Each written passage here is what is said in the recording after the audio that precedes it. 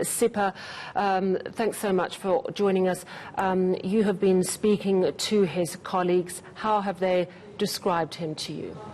Selfless. They say this is the man who worked hard for the ANC and for the South African government.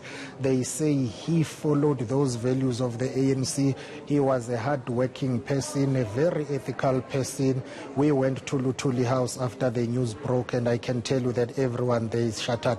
We spoke to the Deputy Secretary General of the party, Jessie Duarte, as well as Keith Khoza, who worked hand in hand with Jackson Mthembu during a very difficult period when they were crafting and disseminating the message of the ANC when it was taking a knock, when people were questioning the governing party, particularly when it came to the issue of corruption allegations. During that period when Jackson Mthembu was the spokesperson of the ANC, he had to defend the party that was under siege. So his colleagues have described him as someone who worked really hard for the truth. Let's listen to Jessie Duarte explaining.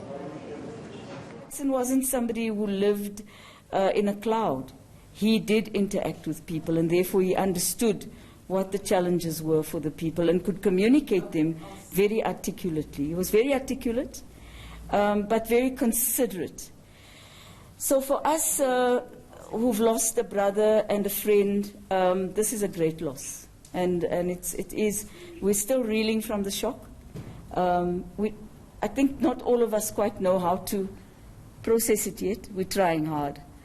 But all we can say is that he leaves a legacy of honesty and integrity, and a legacy of deep value to us.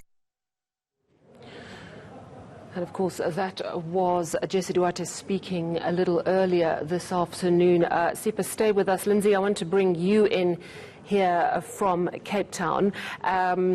And of course, before Jackson Mthembu was Minister in the presidency, he was a chief whip of the ANC in Parliament. So you will have had a lot of memories, interactions from that time. Talk to us about some of those difficult times that he had. Yes, Sally, he was the chief whip for the ANC since 2016, and I think what really sticks out in my mind and really embodies what people are saying about him and the kind of man that he was that very, very tricky situation he had to balance in early 2018 when he had to carry out that very controversial resolution of the ANC for the removal of former President Jacob Zuma, and he had quite a balancing act. He had to, as you know, that can only happen through a process in Parliament, and he had to take that resolution from Luthuli House to bring it here to Cape Town in Parliament and work out how this was going to happen.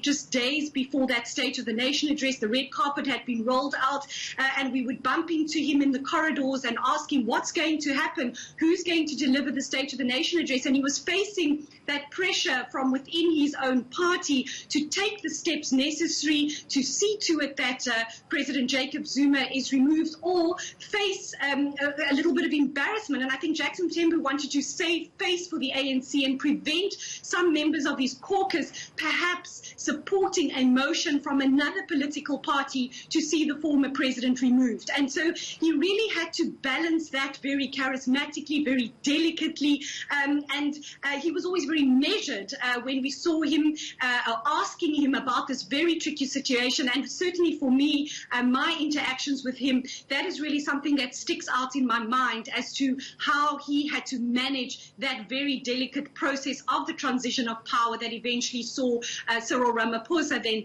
taking over from Jacob Zuma and delivering that State of the Nation address. So it was those few weeks, those meetings in the corridors, those pressures from his own caucus, and carrying out the resolutions from his own party that sticks out in my mind as one of probably the most difficult things he had to manage in Parliament.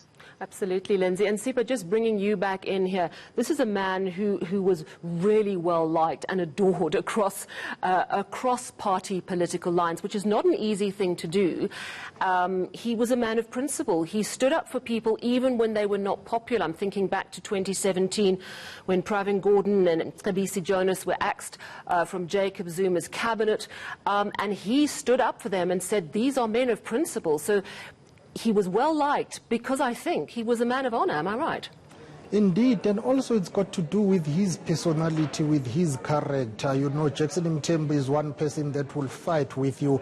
I've had so many disagreements with him when it comes to the media and how we work. You know, sometimes he would call you and then you will disagree about certain things, but the following day he will call you and apologize for his conduct. It's someone who was humble, someone who was willing to acknowledge his weaknesses. He will tell you that, listen, this love and hate relationship between the ANC and the media is needed no matter what happens. So he is someone who stood up for those he felt they were being victimized within his own political party, but also within the media industry, as well as just generally speaking in other political parties as well. It's someone who stood for justice, like you've alluded, that he did raise his views and his opinions about his fellow comrades whom he felt at the time were being unfairly targeted. Remember, Jackson Mthembu is someone who was the spokesperson of the ANC during a very difficult time and during a very difficult period where he had to defend what many people thought was not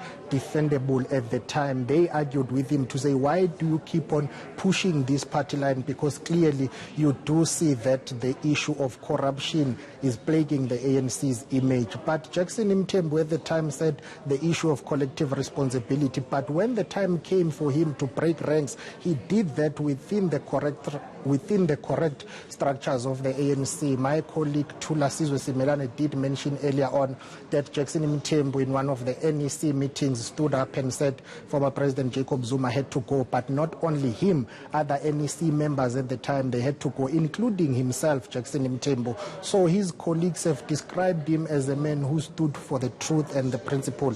Let's listen to Jesse Duarte explaining again.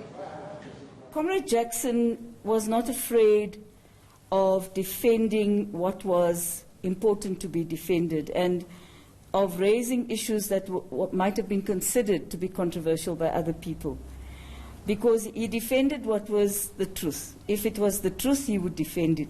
That was his bottom line. He was somebody who believed that you didn't run away from criticism.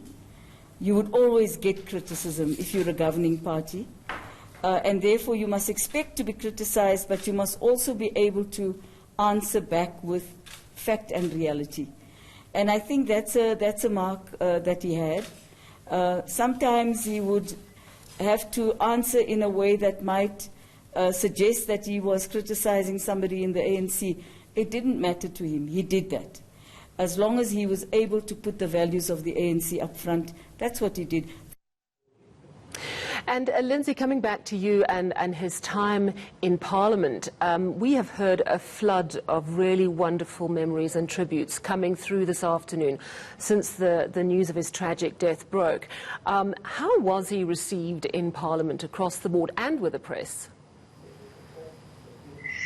So there's no secret Jackson Mthembu was, despite the altercations Siphamandla, by and large largely respected and of the press. And in terms of his opposite numbers, you know, the chief whip in Parliament of the ANC, they meet weekly with chief whips of the other parties. And I think all chief whips this evening will agree that he was very inclusive, whether he agreed with their stance or what they wanted from him. I don't think any party can say that he closed the door in their faces and didn't listen to what they wanted from him. So he's highly respected because of his inclusive nature. He's really, if you get him in the corridors of Parliament, an old school gentleman. And I remember particularly when he used to hold these press conferences alongside his office, his chief whip's office, he would often say, you're not members of the media, you're our colleagues. And he wanted those of us who work in Parliament to be respected as such. And he always used to remind us that without us, South Africa wouldn't get to know the business of Parliament. So he always referred to the media as my colleagues rather than the press. And so I think opposition parties tonight, they really will remember him for being so well respected. I can tell you that my colleagues in Parliament are absolutely gutted when he left Parliament to become a minister. While I think everybody was very happy for him that he was getting this post, Parliament was a little bit sad that we weren't going to to see him and talk to him as regularly, only for him to return as the spokesperson for government and to come and relay those cabinet decisions. And often there was frustration from the media that we weren't getting enough information to understand these cabinet decisions, and he was always very patient. His press conferences could sometimes run on for near on 2 hours as he tried really hard to answer our questions.